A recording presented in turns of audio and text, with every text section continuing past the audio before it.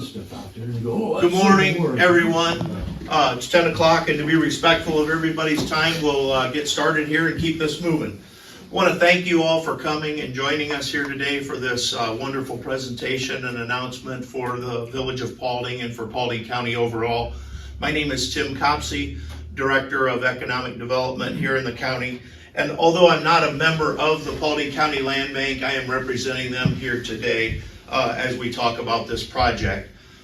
Just a real quick rehash, the Paulding County Reutilization Committee, or the Land Bank, is it's a county-wide entity that's represented by members, Paulding County Treasurer Lou Ann Wanamaker, Commissioners Mark Holtzberry and Mike Weibel. Representing our largest village is Paulding Mayor Greg White, and representing our most populated township is Township Trustee Mike Kauser. Although the Land Bank has been around for years, through the Ohio Department of Development, the last 2 years, we've really taken large strides because of the allocations of funding that they have provided in the last 2 years. In 2023, we were allocated $500,000 to our Land Bank Committee, and we made full use of every penny of that. And now again in 2024, we've been able to use that monies as well. And actually, just last month, we presented to the state an allocation, our submission of application for $1.1 million worth of commercial blight removal in the county here. We'll see how that all works out, if we can find another $600,000 in that funding or not. But through that, we can't thank enough Esty Miller, now Blair, with Maumee Valley Planning, who is enjoying her honeymoon this week, or she'd be here joining us too. But she's been a great asset to our county land bank committee, and she is now a member, one of 13 of the board on the state board land bank. So she's a great asset for our county, helping us understand how these things can go, how we can make the most of the dollars we are allocated, and we're very thankful for Maumee Valley Planning in that. One of the projects that we are working on in this allocation is with the group that we're here today with, the Paulding VFW. And people bring our office economic development ideas all the time. And at one point in time, John Snodgrass and I had a conversation about what could it look like in the future if we were to have a Veterans Memorial in the village of Paulding. And you just kind of talk through those things and you put that in the back of your mind and you remember that down the road. Lo and behold, later on, there was a group that came together and said, hey, we would like to look at a recovery housing project. And again, you put those things in your mind and you think about those and where it could fit. Well, later on then, we had a group come together and say, hey, we think that the Church of Christ down the road here at 210 William Street would be available for purchase. And so you start going through your files in your mind and thinking about, okay, what would be a fit there? Is that an opportunity and a facility that could host recovery housing? So we got a group of people together and we went through there, and lo and behold, a couple contractor groups said, this thing is beyond the physical repair that it requires, A, to live in, and B, that it's probably going to cost more to rehabilitate this than it would be if you had a brand new facility. So with that, then you go back farther into your files and you realize, hey, what if this land was purchased and this became a site for a memorial? And so then we engaged in that conversation, and that looked like it might be a good fit. So the Paulding County Land Reutilization Committee met with Pastor Richardson to see if we could purchase that. We came to an agreement, and lo and behold, that is now owned by the Paulding County Land Bank. With that, we are going to turn this project over to Commander John Dagger and let him tell us a little bit about the future of what this site could look like. John?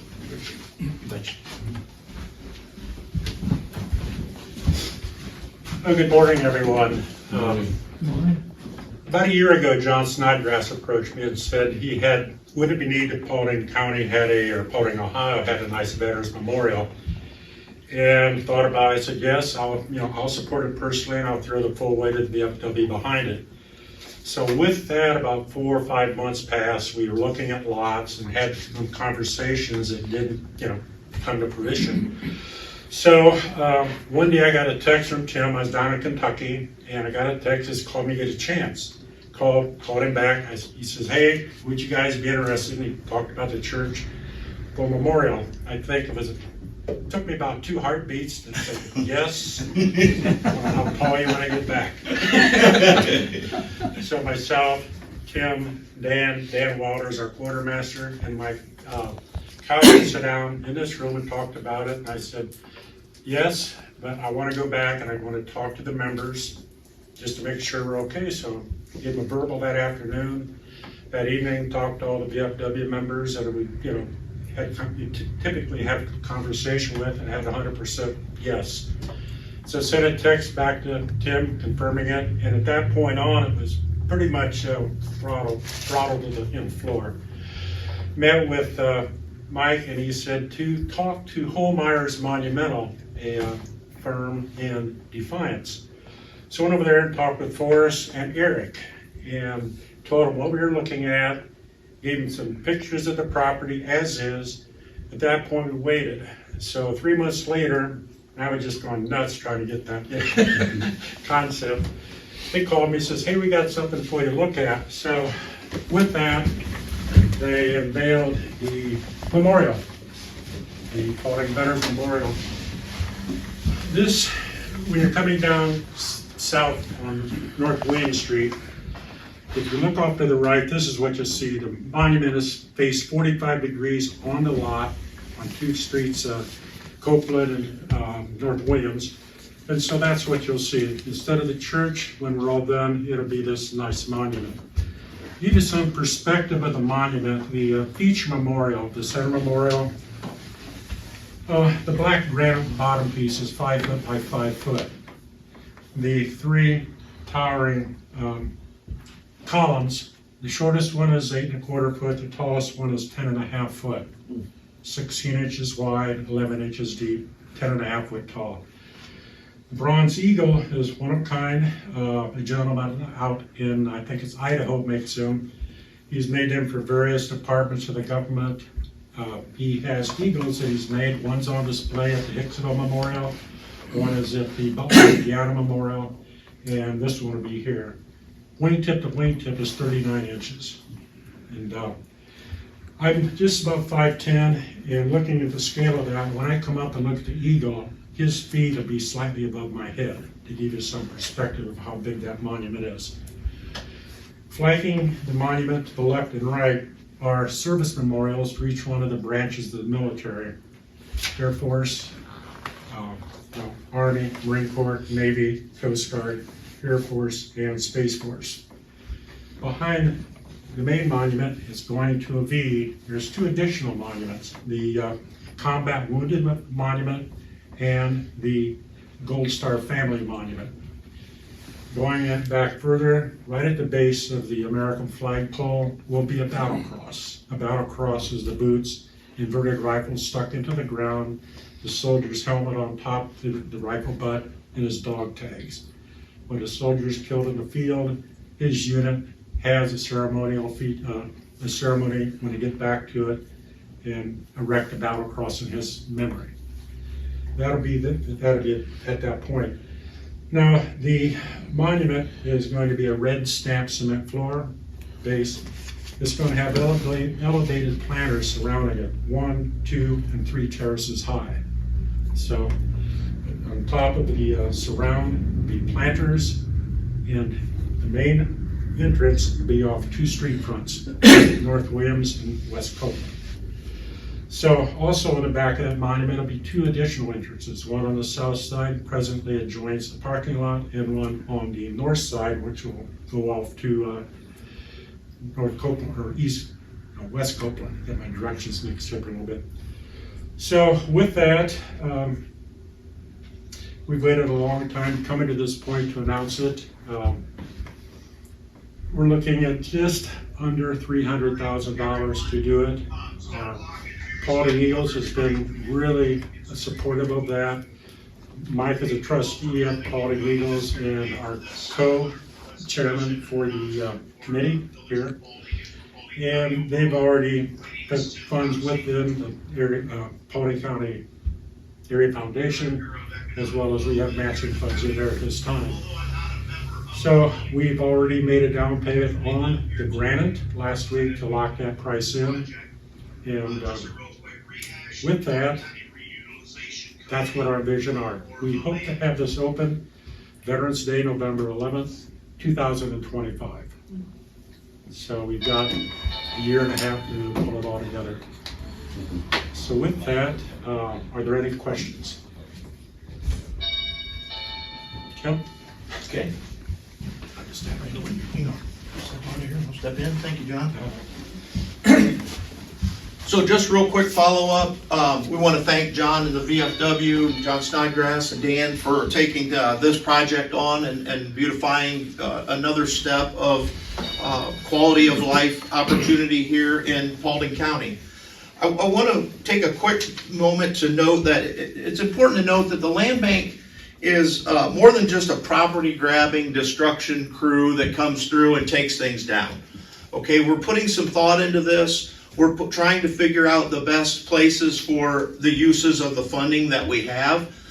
The county was overlooked for a while, and it's taken us a little bit of time to catch up, get some buildings down that needed to be down, getting some rehabilitation done that needed to be done for in previous years, but there just wasn't funding for. I feel like we're reaching a point now where we're turning the corner of, okay, there's not going to be a whole bunch more of destruction. There's going to be now, we're going to get to the level of buildings that now they just need some TLC. So how do we do that collectively and move that forward? And that'll be the challenge for the land bank in the future ahead. We've looked at facilities like the theater, the Grizzly project, the Stokely project. All these things are going on in the background. The old auction building that happened way back when the land bank was first established in Grover Hill. And look what is coming there now. Look what had landed there in Grover Hill. Look at what this beautiful memorial is going to be here in Paulding. These are the things that we want to do to be able to provide our children and the next generation of beautiful things to remember by Paulding County by and be happy with. So that's what the land bank is doing now. We're excited for moving the future forward and continuing to build Paulding County strong. We want to thank the collaboration of all the partners in the room today, the Paulding County Area Foundation for not only hosting us, but helping the VFW with this fund, the Paulding County Land Bank Committee, Pastor Richardson and his wife for allowing us to move this project forward. Obviously, the Paulding VFW is a big piece of this. The Village of Paulding, we've brought them into the table. We've had good discussion with them. We're talking about what the future of that parking lot could look like next to this, both for the memorial and for the opportunity to provide better parking in the village. We want to thank Maumee Valley Planning for their participation in this and helping us move this across the finish line. And obviously now a big funding partner in this is the Paulding Area Eagles. So it's just a great collaboration of a lot of good entities making a good quality of life project forward. To learn more about this, we will be going after this to do a podcast for the Paulding County Business Weekly broadcast. That'll be played on My 1027 or available on Apple and Spotify podcasting. So you can learn more about this, or you can pass on that to people that weren't here to attend to hear more about this project. And then lastly, there has been a couple inquiries about some of the artifacts at the church. And basically what all's left is some stained glass windows and some pews. The stained glass windows, we brought in partner Reggie Bueller with Window Creations from down at Fort Jennings and had him look at those windows to see if they were of any true great value. Those windows were made in the early 1900s in Indiana. So they weren't, originally there was some discussion that they were brought from overseas. They were not. They have ended their life as far as the insulation of the window goes, so there is some minor damage on the inside of the panels, but there has been inquiry about that. If anyone wants to know more about those things, you can contact Kristen Schilt in our office, and she'll compile a list that we'll prepare for the land bank to discuss in the future. But that's the way we're handling that at this time. And then with that, I will close out. Is there any other questions? I know John asked the same thing, but are there any questions that anyone has? Jerry? What is the height of the American flagpole? That will be 30 foot. And the other two are 25 foot. Anyone else? I think also, John, I mean, we mentioned before that once this is in place, there's gonna be some maintenance that's gonna be involved. So, I think the VFW and the Eagles also kind of took that on board to be in charge of any maintenance that is gonna be required over the years of maintaining this. Great point. And it is gonna be lit up at night also. Yes. Great point. Thank you. Yeah, I would just like to also add, the foundation is very proud to be a part of this project. If you want to make a donation to or gift, a tax deductible gift to the project fund that's been set up, please make your checks payable to the Paulding County Area Foundation with the park, the Veterans Park on the memo line. Awesome. Good information. Thank you, Lisa. So the cost of this project is what it says here, 250,000? 250 to 300, yes, right in that range. Okay.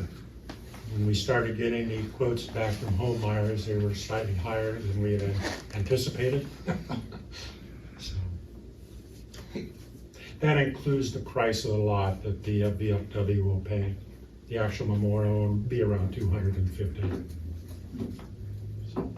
There's some food for thought, and I don't know, maybe John knows, I don't know. Right across the street in the church parking lot was 301 North William Street. William Eiler lived there. He volunteered his service to serve in World War I, and he never got to come home. He died, he's buried overseas. How, I don't know the word to use, but how awesome is that right across the street from this memorial was one of ours who were killed. Yep. That's amazing. Thank you for That's sharing, really Mark. amazing. What was his name again? William Eiler. And we are in the process of the banners that are going to be going up. Last year we had 70 some. This year we got an additional 30 some. We said we have to cut it off, so we'll have well over 100 banners that's going to be going up and down 127 and other places throughout the village. So you need me to talk to AEP to get a few more polls up? I don't know. I mean, we constantly, and Karen Sunday and I, and we've had a lot of support from other people to help us get those put up. Yeah. So we're going to be doing that around the 1st of May. Awesome. And we've got the gentleman, Robin Everly, is going to be doing the banners, the additional ones. Surprisingly enough, the ones that they're still in pretty good shape. Good. So, Good. Well, they're a beautiful addition to the village when they're up. and yeah, and it's awesome to see some of them that are there that are, no longer with us, and some of them that are now, some of my former students that are active that Oh, yeah. are going to be up. That's cool. Well, with that, we will close out the press conference. We thank you all for taking the time to join us today and appreciate your attendance. Thank you.